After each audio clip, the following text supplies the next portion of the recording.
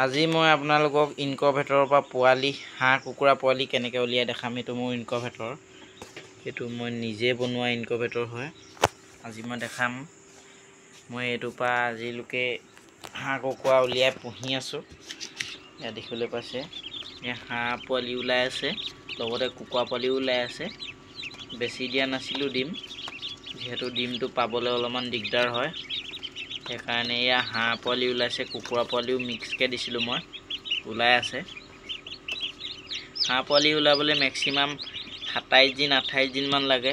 কুকুৰা পোৱালিখিনি ওলাবলৈ 20 দিন 21 দিনত ওলাই যায়। এতিয়া দেখিবলৈ পাইছে এই হাঁহ পোৱালিবোৰ, এয়া হাঁহ পোৱালি ওলাই কেইটামান দিছিলোঁ হাঁহৰ ডিম, বেছিকেইটা দিয়া নাই হ'লে। আৰু সেয়া এটা নে দুটা হাঁহৰ ডিম ওলাবলৈ আছে। সেইটো অকণমান প্ৰব্লেম হ'ল, ওলাব পৰা নাই হ'লে মই তাক অকণমান এৰুৱাই দিয়া হ'ল, এৰুৱাই দিলোঁ, বাকলিখন এৰুৱাই দিলোঁ। এইটো হিউমিডিটি বনোৱা হয়। আৰু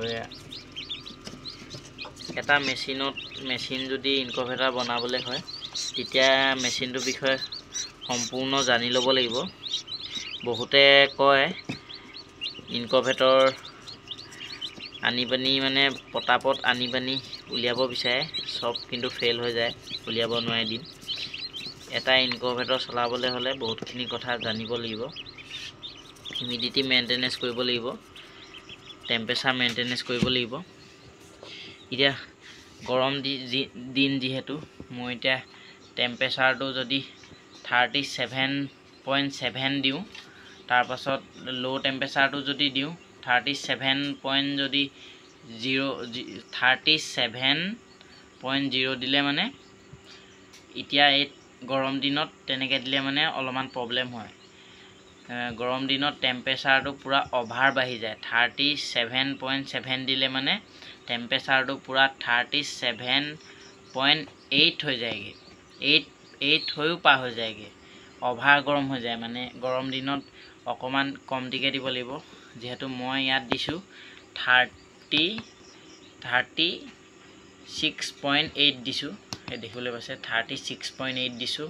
তাৰপাছত আপ টেম্পাৰেচাৰটো দেখাইছোঁ 37.5 দিছোঁ, এই দেখিবলৈ পাইছে 37.5 দিছোঁ ল' টেম্পাৰেচাৰটো।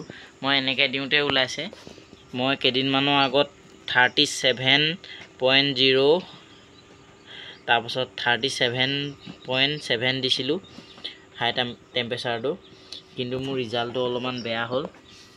পোৱালিবোৰ কণীৰ ভিতৰতে মৰি গ'ল। বহুত কথা আছে। এই গৰম ছিজনত টেম্পাৰেচাৰটো অলপমান কমকৈ দিব লাগে। ভিতৰত অলৰেডি গৰমেই হৈ থাকে, ইয়াত বাহিৰৰ পৰাও গৰম হৈ থাকে। এইটো যিহেতু থাৰ্ম'কলৰ হয়। এনেকুৱা ইনকুবেটৰ এইবোৰ মই নিজে বনাওঁ, দেখিবলৈ পাইছে। এতিয়া এইটো টেম্পাৰেচাৰ ছেটিঙতে মোৰ হাঁহ পোৱালি ধুনীয়াকৈ ওলাই আছে, কুকুৰা পোৱালিও ওলাই আছে, আৰু ওলাবলৈ আছে, ফুট দি আছে, দেখিবলৈ পাইছে।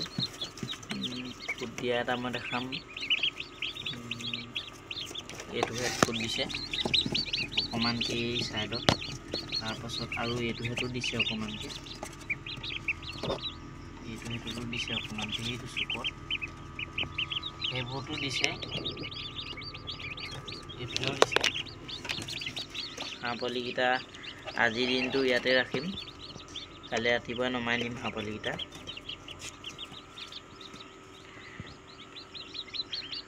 আজিকালি এটা হাঁহ পোৱালি যদি কিনি আনিবলৈ হয়, আমাৰ ইয়াত 55 টকাকৈ লয় এটা হাঁহৰ পোৱালি। এদিনীয়া হাঁহ পোৱালি এটাৰ দাম হ'ল 55 টকা। এনেকৈ এটা মেচিন বনাই পানি ঘৰতে যদি উলিওৱা হয়, ডিমটো যদি আছে, এনেকৈ ঘৰতে উলিওৱাটোৱে ভাল। কিন্তু সম্পূৰ্ণ কথাবোৰ জানি ল'ব লাগিব আপোনালোকে। দেখিবলৈ পাইছে মই উলিয়াই আছোঁ। এইফালে মোৰ আৰু এটা আছে, এইটোতো হাঁহৰ কণী দি থৈছোঁ, কেইটামান হাঁহৰ কণী দি থৈছোঁ, বেছিকেইটা নাই, হাঁহৰ কণী দি থৈছোঁ।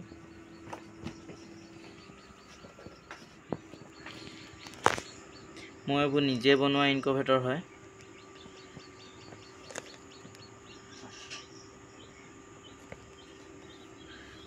এয়া হাঁহ পোৱালি খুটা খুটি কৰিছে সিহঁতি।